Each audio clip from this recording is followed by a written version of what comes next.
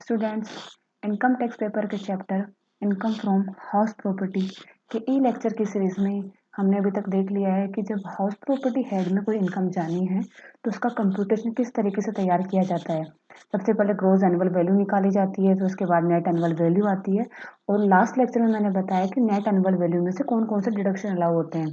इसमें standard deduction था और सेकंड आता है अगर उस हाउस प्रॉपर्टी पे कोई लोन लिया गया है तो उसके ऊपर जो भी इंटर का पेमेंट हुआ है उसका भी डिडक्शन आपको सेक्शन 24B में मिलता है।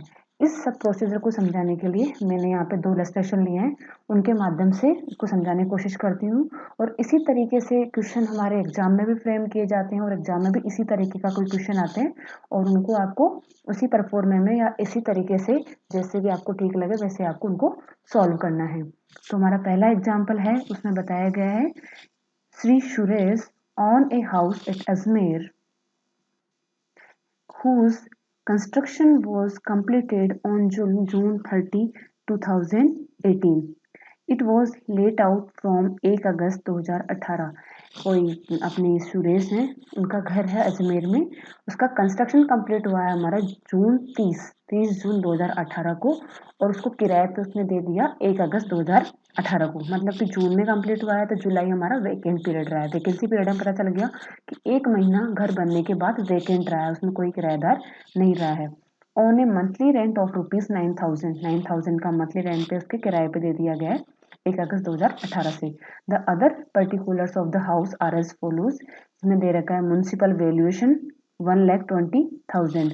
अब जो भी हमें पर्टिकुलर्स दिए गए हैं हाउस के, जो भी हमें वैल्यूज दी गई हैं वो सब हम यही मान के चलेंगे, कुछ दे नहीं रखा है ऊपर तो हम यही मान के चलेंगे ये पूरे ईयर की दे रखी है। अगर म्युनिसिपल वैल्यूएशन की बात करें तो ये एनुअल है, पूरे वार्षिक म्युनिसिपल वैल्यूएशन है, एनुअल म्युनिसिपल वैल्यूएशन है।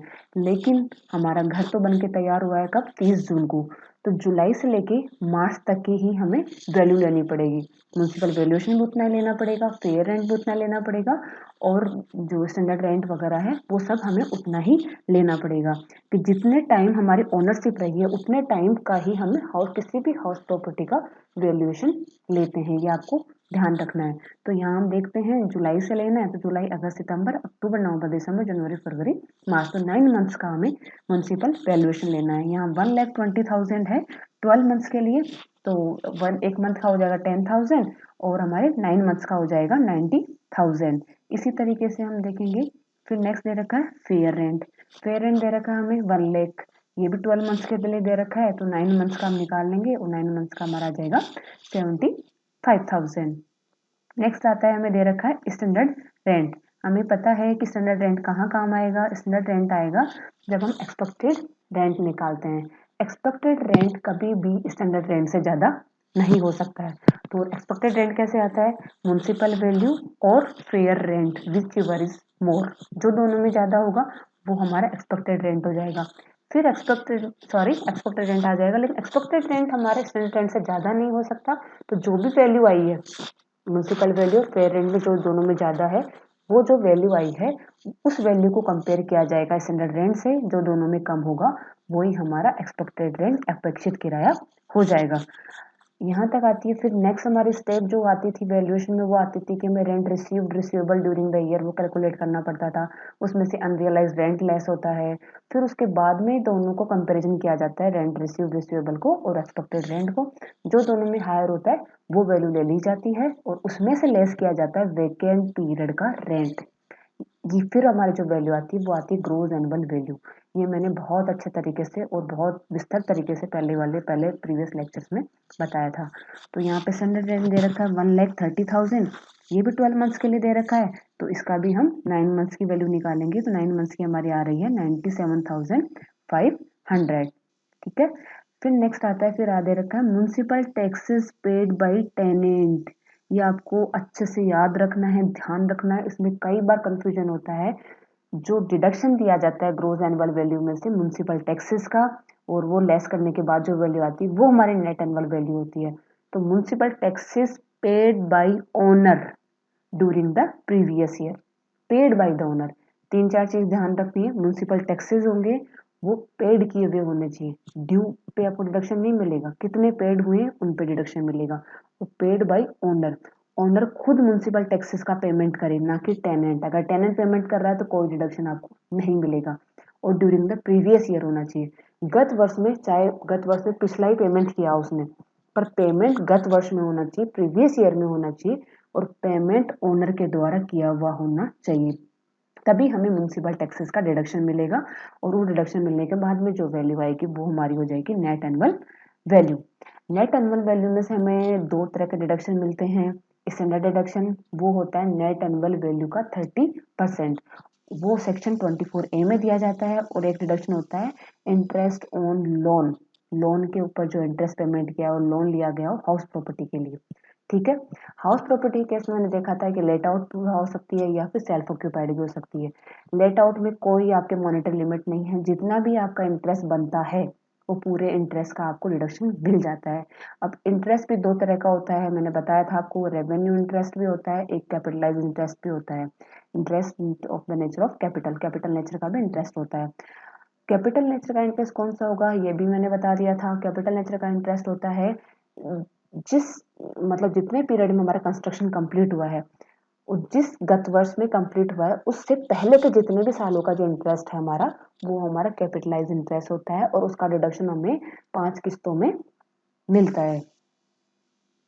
और ये किस्तें स्टार्ट होंगी उस प्रीवियस ईयर से जिस प्रीवियस ईयर में कंस्ट्रक्शन कंप्लीट हुआ है, चाहे वो उस प्रीवियस ईयर में कभी भी कंप्लीट हुआ हो। ठीक है, तो वो सेक्शन हो जाएगा 24B। उसका डिडक्शन मिलने के बाद में जो वैल्यू आएगी वही हमारी taxable income from house property हो जाएगी।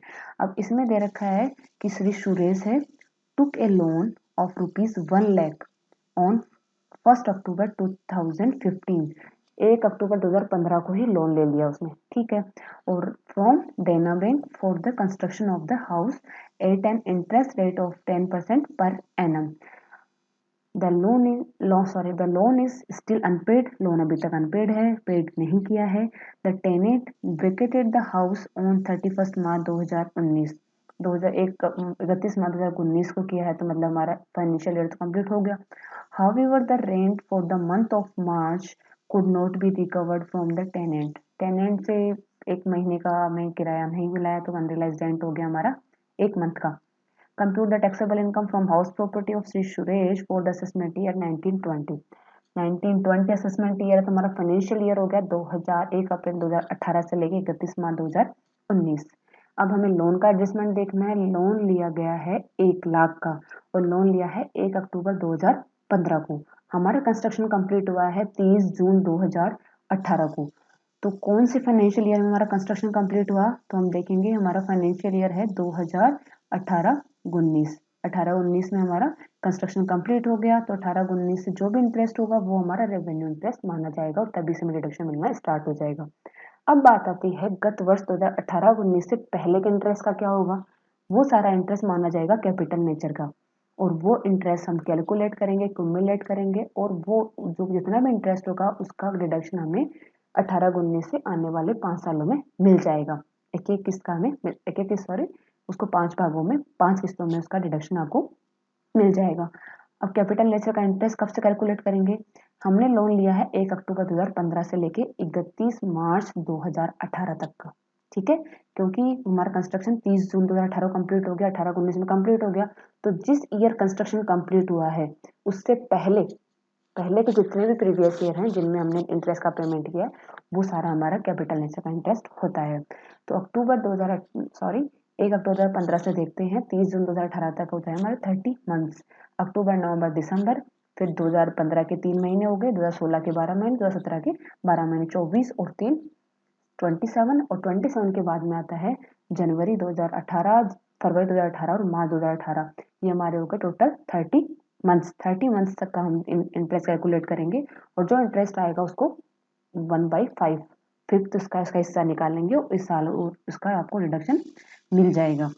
तो इसमें हमारा वेकेंट पीरियड रह गया 1 महीने का, 1 महीने का आपको अनरियलाइज रेंट रहा है, और 30 महीने का आपको इंटरेस्ट निकालना पड़ेगा, और उसका 1/5 आपको यहाँ डिडक्शन मिल जाएगा, और 18-19 में जो भी आप इंटरेस्ट पेमेंट कर रहे हो वो रेवेन्यू इंटरेस्ट का डिडक्शन आपको मिल जाएगा।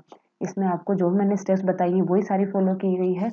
तो म्युनिसिपल वैल्यूएशन लेना हमें जुलाई टू मार्च मैंने बता दिया, क्योंकि 30 जून 2018 को हमारा कंस्ट्रक्शन कंप्लीट हुआ है, कंस्ट्रक्शन कंप्लीट हुआ है तभी से उसकी ओनरशिप, एक तो हाउस प्रॉपर्टी की ओनरशिप तब से मानी जाती है। तो 1 जुलाई से लेके 31 मार्च तक का पीरियड ही हमें लेना है। तो 9 मंथ्स का म्यूनसिपल वैल्यूएशन हमारा आया 90,000, फेयर रेंट आया 9 मंथ्स का 75,000। जो दोनों में ज्यादा होगा वो वैल्यू ले ली जाएगी। ज्यादा वैल्यू कौन सी है हमारी? 90,000। और 90,000 को कंपेयर किया जाएगा स्टैंडर्ड रेंट से। स्टैंडर्ड रेंट भी हमें 9 मंथ्स का लेना है। स्टैंडर्ड रेंट आ रहा है 97,500। तो स्टैंडर्ड रेंट से ज्यादा नहीं हो सकता, मतलब दोनों कंपेरिजन करना है और जो दोनों में कम होगा वो वैल्यू ले ली जाएगी। तो एक्सपेक्टेड रेंट हो जाएगा हमारा 90,000। 90,000 में एक्सपेक्टेड रेंट हो गया। अब निकालना में रेंट रिसीव्ड और receivable during the previous year. तो रेंट रिसीव्ड और रिसीवेबल में देखते हैं कि जो हमारा कितने 9 मंथ्स का लेंगे। 9 मंथ्स का हमने ले लिया 81,000, लेकिन एक महीने का वो कह रहा है हमें अनरियलाइज रेंट है, रेंट हमें मिला ही नहीं। तो अनरियलाइज रेंट है एक महीने का, तो 9,000 पर मंथ दे रखा है किराया, तो 9,000 हमें मिला नहीं। तो हमारा हो गया रेंट रिसीवेबल हो गया 72,000। रेंट रिसीवेबल और एक्सपेक्टेड रेंट को कंपेयर किया जाएगा, जो दोनों में ज्यादा होगा वो वैल्यू ले ली जाएगी। तो मतलब 90,000 तो 72,000 में से ज्यादा है 90,000, ये ले लिया जाएगा और इसमें से लेस किया जाएगा वेकेंट पीरियड का रेंट। अब वेकेंट पीरियड रहा है हमारा 1 महीना, जो कि जुलाई है, क्योंकि 1 अगस्त हमने किराए पे उसको दे दिया है। तो 9,000 वेकेंट पीरियड का रेंट हो गया। तो हमारी ग्रोस एनुअल वैल्यू आती है 81,000। ग्रोस एनुअल वैल्यू में से हमें डिडक्शन मिलता है municipal taxes paid by the owner during the previous year, जो कि है नहीं, क्योंकि पेड किया है टेनेंट ने, टेनेंट के द्वारा पेमेंट किया गया है, तो कोई डिडक्शन आपको नहीं मिलेगा। तो 81,000 की हमारी नेट एनुअल वैल्यू हो गई। 81,000 का मिल जाएगा 30% हमें स्टैंडर्ड डिडक्शन, क्योंकि डेटा आउट प्रॉपर्टी है। तो मैं 30% निकाला तो हमारा आ गया 24,300। और इंटरेस्ट का डिडक्शन मिलता है सेक्शन 24 का सबसेक्शन बी में। वो मैंने बताया 1 अक्टूबर 2015 से लेके 31 मार्च 2018 का जो भी इंटरेस्ट आएगा उसका 1/5 लिया जाएगा और 18-19 का इंटरेस्ट भी ले लिया जाएगा। वो टोटल इंटरेस्ट का डिडक्शन आ जाएगा 15,000। और ये लेस करने के बाद हमारी वैल्यू आ रही है 41,700 का हमें डिडक्शन मिल जाएगा। इंटरेस्ट का कैलकुलेशन देख लेते हैं। कैपिटल इंटरेस्ट 1 लाख का हमारा लोन अमाउंट था, 10% हमारी इंटरेस्ट रेट थी और 30 मंथ्स का लेना है। 30 मंथ से मल्टीप्लाई कर दिया है और इसका 1/5 लेंगे, ये आ गया हमारा 5,000। और रेवेन्यू इंटरेस्ट हो जाएगा पूरे 18-19 का इंटरेस्ट 10% की रेट से एनुअल देखते हैं 10,000 हमारा ये हो जाएगा। 15,000 के हमें डिडक्शन दे दिया गया है। ये सब सारे प्रोविजन आपको ध्यान में रखते हुए ही क्वेश्चन सॉल्व करना है। एक सिचुएशन मैंने और बताई थी कि एक सिचुएशन ये हो सकती है कि मान लीजिए किसी भी करदाता के पास में एक से ज्यादा हाउस प्रॉपर्टीज हैं। अब उस केस में वैल्यूएशन कैसे किया जाए? वो कहता है कि मैं तो सभी में सेल्फ ऑक्यूपाइड है, मर्द सारी में रहने के काम में लेता हूँ, तो इनकम टैक्स उसकी बात नहीं मानेगा। इनकम टैक्स ये कहता है कि अगर आपके पास एक से ज्यादा हाउस प्रॉपर्टीज हैं, आपने किराए पे भी नहीं दे रखी, खाली पड़ी हैं, तो उस केस में हम क्या करेंगे, हम आपको एक ऑप्शन देते हैं कि आप किसी भी एक प्रॉपर्टी को सेल्फ ऑक्यूपाइड मान लो और बाकी के प्रॉपर्टी को हम deem to be let out मानेंगे। और deem to be let out मानते हुए उसका टैक्स का वैल्यूएशन किया जाएगा। कि हम आपकी इच्छा पे छोड़ते हैं कि आप कौन सी प्रॉपर्टी को सेल्फ ऑक्यूपाइड मानते हो और कौन सी को deem to be let out मानते हो। हर साल आप इसका वैल्यूएशन चेंज कर सकते हो। कई बार अगर ऐसा क्वेश्चन आता है तो आपको देखना पड़ेगा, सारे ऑप्शन देखने पड़ेंगे। मान लीजिए किसी के पास 2 घर हैं, ए और बी, तो आपको पहले तो ए को सेल्फ ऑक्यूपाइड मानते हुए सॉल्व करना पड़ेगा, फिर बी को सेल्फ ऑक्यूपाइड मानते हुए करना पड़ेगा। जो आपको टैक्स पेयर के फेवर में लगे वो ऑप्शन आपको चूज करना है। तो इसी से रिलेटेड एक एग्जांपल है, ये एग्जांपल हम देख लेते हैं। इसमें दे रखा है ascertain the taxable income from house property in the following cases for the assessment year 1920. The assessee is owner of 2 houses whose municipal valuation is 1,80,000 and 90,000 respectively. 1,80,000 है और 90,000 है। The municipal taxes of its 10% municipal taxes हैं, जो 1,80,000 18,000 हो गया, 90,000 का 9,000 हो गया। Which has been paid, ये दे रखा है तो मानेंगे कि ओनर ने ही पे किया है, क्योंकि सेल्फ ऑक्यूपाइड बता रहा है दोनों। Both the house has been occupied by the assessee, मतलब सेल्फ ऑक्यूपाइड है, for the purpose of his own residence. For the first house, insurance premium of rupees 4,000 was paid in the previous year, while for the second house 2,000 is still outstanding for land revenue taxes. इन सब से हमें कोई मतलब नहीं है, ऐसे बस केवल म्यूनसिपल टैक्सेस जो पे किए जाते हैं during the previous year by the owner, उसी का ही डिडक्शन मिलता है और अदर एक्सपेंसेस का कोई डिडक्शन नहीं मिलता है। क्योंकि 30% का स्टैंडर्ड डिडक्शन उनको दे दिया जाता है। Rent of land ₹500 for the first house and 600 for the second house was paid during the year. तो लैंड का उसने रेंट पे किया है 600 and 500 during the previous year. Actual repairing charges both houses were 1000। Actual repairing charges उसने बता दिए दोनों हाउसेज के लिए 1000 है, उसका भी कोई मायने नहीं रह जाते हैं क्योंकि इसका कोई हमें डिडक्शन नहीं मिलता है। नेक्स्ट चलते हैं, the loan of ₹10 lakh was obtained as on 1 April 2015 on first house के ऊपर लिया है 1 अप्रैल 2015 का loan. On first house 18% per annum. House was completed on 1 जून 2016। 1 अप्रैल 2015 को लिया और 1 जून 2016 को कंस्ट्रक्शन कंप्लीट हो गया, मतलब 1 अप्रैल 2015 से लेकर 31 मार्च 2016 तक का जो इंटरेस्ट होगा वो ही केवल इंटरेस्ट कैपिटल नेचर का होगा। 16-17 का तो हमें रेवेन्यू नेचर का माना जाएगा क्योंकि 1 जून 2016 को तो कंप्लीट भी हो गया है। Another loan of ₹5 lakh was obtain for the repairing, ये ध्यान रखना रिपेयरिंग लिया है, of the second house on 1 अप्रैल 2016। 1 अप्रैल 2016 को लिया है ये लोन तो at the rate of 10% per annum. No part of loan is repaid on both houses. Compute the taxable income from both houses and mention which house should be chose as self occupied house for tax assessment in the interest of the assessee. हम assessee के फायदे की बात देखनी है कि SSC के लिए कौन सा हाउस सेल्फ ऑक्यूपाइड मानना ठीक रहेगा। तो हमारे पास दो ऑप्शन हो गए, एक ऑप्शन है कि हम फर्स्ट हाउस को तो लेट आउट मान लें, सेकंड हाउस को सेल्फ ऑक्यूपाइड मान लें। एक ऑप्शन है कि फर्स्ट हाउस को सेल्फ ऑक्यूपाइड मान लें, दूसरे को deem to be let out मान लें। तो एनुअल वैल्यू कैलकुलेट करते हैं सबसे पहले। ग्रॉस एनुअल वैल्यू के लिए ना तो हमें फेयर रेंट दे रखा है, ना स्टैंडर्ड रेंट दे रखा है, ना रिसीव्ड रेंट, क्योंकि दोनों सेल्फ ऑक्यूपाइड हैं एक तरह से, उसने रेंट पे नहीं दे रखे, हमने due to be let out लिए हैं, तो ना हमारे पास रेंट का कुछ है। तो हमारे पास सीधा सीधा है, आप कंफ्यूज नहीं होना है आपको। वो पीछे जो आया था वो आया था रेंट लैंड के लिए पेड किया है उन्होंने, उससे हमें कोई मतलब नहीं है, उसका खर्चा है वो। को जमीन है, जमीन का रेंट पे किया है, उसको मिला नहीं है वो रेंट, उसने पे किया है ओनर ने।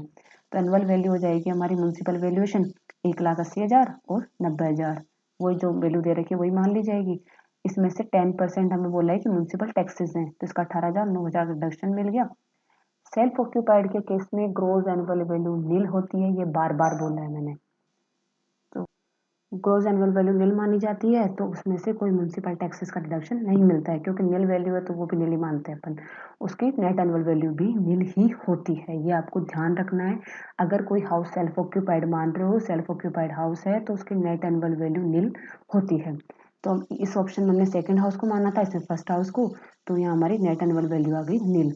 और सेल्फ ऑक्यूपाइड के केस में स्टैंडर्ड डिडक्शन भी आपको नहीं मिलता है, क्योंकि अगर वैल्यू किसी की 0 ले रहे हैं, उसका 30% निकालेंगे तो वो भी 0 ही होगा। तो स्टैंडर्ड डिडक्शन भी सेल्फ ऑक्यूपाइड के केस में नहीं मिलता है। और deem to be let out है, लेट आउट के केस में जो भी नेट एनुअल वैल्यू आई है उसका 30% आपको स्टैंडर्ड डिडक्शन अलाउ किया जाता है। तो यहाँ पे हमने 30% ले लिया स्टैंडर्ड डिडक्शन, और सेल्फ ऑक्यूपाइड केस में नील लिया गया है दोनों केस में, ठीक है। नेक्स्ट आता है डिडक्शन फॉर इंटरेस्ट। ये वाला आपको केवल इस क्वेश्चन में इसी की चीज है, यही आपको अच्छे से ध्यान रखनी है कि किस तरीके से कैलकुलेशन आपको करना है।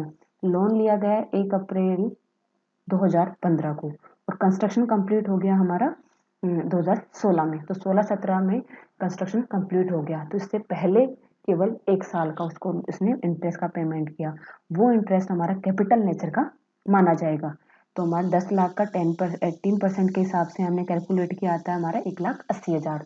तो कैपिटल नेचर का जो इंटरेस्ट होता है उसका डिडक्शन दिया जाता है 5 किस्तों में, और वो किस्तें स्टार्ट होती है उस प्रीवियस ईयर से जिस प्रीवियस ईयर में कंस्ट्रक्शन कंप्लीट हुआ है। तो हमारा कंस्ट्रक्शन इसी प्रीवियस ईयर में हुआ है, तो सॉरी प्रीवियस ईयर तो हमारा 16-17 में कंप्लीट हो गया, और हम कैलकुलेट कर रहे हैं 18-19 की, तो उसमें 500 किस्तों में वो आ रहा है, तो हमारा 1/5 निकाल लेंगे 1,80,000 का, वो आ जाएगा 36,000। और 2018-19 के लिए कह रहा है कि अभी तक कोई लोन का रीपेमेंट नहीं हुआ है, तो 1,80,000 का 18% रेवेन्यू इंटरेस्ट भी ले लिया जाएगा। तो टोटल इंटरेस्ट बनता है हमारा एक हाउस के ऊपर 2,16,000। अब यहाँ पे बात आती है कि अगर लेट आउट कोई हाउस प्रॉपर्टी है उसके लिए कोई मॉनेटरी लिमिट फिक्स नहीं की गई है। लेकिन अगर कोई सेल्फ ऑक्यूपाइड हाउस है, उसके लिए 2-3 कंडीशन आपको ध्यान रखनी है। पहली कंडीशन तो अगर लोन लिया गया है कंस्ट्रक्शन के लिए, एक्विजिशन के लिए और 1 अप्रैल 1999 के बाद में लिया गया है। तीसरी चीज़, ये कंस्ट्रक्शन इन्हीं में यूज़ हुआ हो और कंस्ट्रक्शन हमारा 5 साल में कंप्लीट हो गया हो। तो सारी कंडीशन हमारी अगर सेटिस्फाई हो रही हैं तो मैक्सिमम 2 लाख का आपको डिडक्शन मिल जाएगा इंटरेस्ट के ऊपर। और अगर इनमें से कोई भी कंडीशन फुलफिल नहीं होती है, कोई भी एक, मान लीजिए लोन रिपेयर के लिए लिया गया, कंस्ट्रक्शन के लिए नहीं लिया गया, तो भी हमें डिडक्शन मिलेगा केवल 30,000 का। अब जो हमारा फर्स्ट हाउस था उसमें तो क्या था कि फर्स्ट हाउस पे जो लोन लिया गया था वो लोन लिया गया था वो तो लिया गया था, यहाँ पे दे रखा है कंस्ट्रक्शन के लिए, और जो दूसरे हाउस के लिए लोन लिया गया है वो है रिपेयर के लिए। तो हम पहले केस में देखते हैं कि अगर लेट आउट प्रॉपर्टी है तो उस पर कोई मॉनेटरी लिमिट नहीं है, चाहे रिपेयर के लो, कंस्ट्रक्शन के लो, कैसे भी लोन लिया हो आपने, हाउसिंग लोन लिया हो, उसके बाद जितना भी इंटरेस्ट बनता है वो पूरा आपको डिडक्शन में मिल जाएगा। 2,16,000 पूरा आपको अलाउ हो जाएगा। और हमने यहाँ पे सेकेंड हाउस को मानना है सेल्फ ऑक्यूपाइड मानना है। और सेकंड हाउस के लिए जो लोन लिया है वो लिया है हमने, स्पेशली बताया गया सेकंड हाउस पे जो लोन है वो है रिपेयर के लिए, for the repairing of second house के रिपेयरिंग के लिए लिया गया है। तो मैक्सिमम लिमिट है इस केस में 30,000, तो यहाँ पे आपको केवल 30,000 का ही डिडक्शन मिलेगा। और अगर फर्स्ट हाउस को सेल्फ ऑक्यूपाइड मानते हैं तो उस केस में हमने देखा कि कंस्ट्रक्शन के लिए लोन लिया था, 5 साल में कंस्ट्रक्शन कंप्लीट, 1 साल में कंप्लीट हो गया और 31 मार्च 1999 के बाद में ही लिया गया है, वो भी हमने कंडीशन देख ली, कंस्ट्रक्शन में ही यूज हुआ है, ये सब कंडीशन हमने देख ली, सारी कंडीशन फुलफिल कर रहा है। तो हमें मैक्सिमम 2 लाख का लोन अलाउ होता है, 2 लाख का डिडक्शन अलाउ होता है, तो 2 लाख का यहाँ पर डिडक्शन, 2,16,000 में से 2 लाख का डिडक्शन हमें मिल जाएगा। और सेकंड हाउस हमारा लेट आउट मानते हैं तो लेट आउट केस में कोई मॉनेटरी लिमिट नहीं है, तो 5 लाख का लोन लिया था 10% की रेट से, तो हमारा 50,000 का हमें डिडक्शन मिल जाएगा। ये सब निकालने के बाद हमारी टैक्सेबल इनकम आती है। अगर फर्स्ट हाउस को लेट आउट मानते हैं, सेकंड हाउस को सेल्फ ऑक्यूपाइड, तो फर्स्ट हाउस की वैल्यू आ रही है 1,02,600 और सेकंड हाउस की आ रही है नेगेटिव में 30,000। अगर फर्स्ट हाउस को सेल्फ ऑक्यूपाइड मानते हैं तो 2 लाख आ रही है हमारे नेगेटिव में और सेकंड हाउस की आ रही है 6,700। तो अब ये कह रहा है कि आपको असेसी की नज़र से देखना है कि कौन से हाउस को सेल्फ ऑक्यूपाइड माना जाए। तो हम देखते हैं कि ज़्यादा नेगेटिव किसकी आ रही है। अगर हम फर्स्ट हाउस को सेल्फ ऑक्यूपाइड मानते हैं तो 2 लाख रुपए हमारे नेगेटिव में जा रहे हैं, मतलब लॉस आ रहा है, लॉस फ्रॉम हाउस प्रॉपर्टी आ रहा है। इस लॉस का हमें डिडक्शन मिल जाएगा, उसका क्या नाम सेट ऑफ कर लेंगे, तो कहीं ना कहीं एसएससी को टैक्स में फायदा होगा। तो हम फर्स्ट हाउस को सेल्फ ऑक्यूपाइड मानेंगे। तो यहाँ दे रखा है कि करदाता का पहला मकान निवास हेतु प्रयुक्त मानना चाहिए, क्योंकि इस विकल्प में नेगेटिव इनकम 1,93,300 से ज्यादा है, उसमें 30,000 थी और इसमें 2 लाख आ रही है। अर्थात अगर नेट, क्योंकि नेट देखेंगे दोनों हाउस एक ही ओनर के हैं, तो नेट यहाँ पे आ रही है हमारी 1,32,600 और यहाँ पे आ रही है 1,93,300। तो इस निवास हेतु अर्थात पहले मकान को स्वयं के निवास हेतु प्रयुक्त मकान मानने पर मकान की अधिक ऋणात्मक आय का समायोजन अन्य प्रकार के आयों के साथ सेट ऑफ हो जाएगा। कि वो सेट ऑफ वगैरह भी आगे वाले चैप्टर्स में आएगा हमारे, कि अगर किसी हेड की इनकम नेगेटिव आती है तो उसका क्या होता है, वो सेट ऑफ होती है दूसरे हेड की इनकम से, और कौन से हेड की इनकम से होती है वो सारे प्रोविजन अलग हैं, वो हम आगे देखेंगे। तो इसकी जो नेगेटिव इनकम है वो दूसरे हेड की इनकम से सेट ऑफ हो जाएगी, सेट ऑफ हो जाएगी तो मतलब दूसरे हेड की इनकम भी कम हो जाएगी और उस एसएससी को टैक्स भी कम देना पड़ेगा। तो हम यहाँ पे फर्स्ट हाउस को सेल्फ ऑक्यूपाइड मानेंगे और सेकंड हाउस को deem to be let out मानते हुए कैलकुलेशन करेंगे, और यही उसके लिए ज़्यादा फायदेमंद है क्योंकि इसकी नेगेटिव वैल्यूएशन जो आ रहा है वो इसी विकल्प में, इसी ऑप्शन में आ रहा है। तो करदाता इसी विकल्प का एक्सपेयर को यूज करना चाहिए। अब इससे नेक्स्ट कुछ प्रोविजन और हमारे शेष बच जाते हैं, उनके बारे में हम डिटेल में नेक्स्ट लेक्चर में बात करेंगे। Thank you.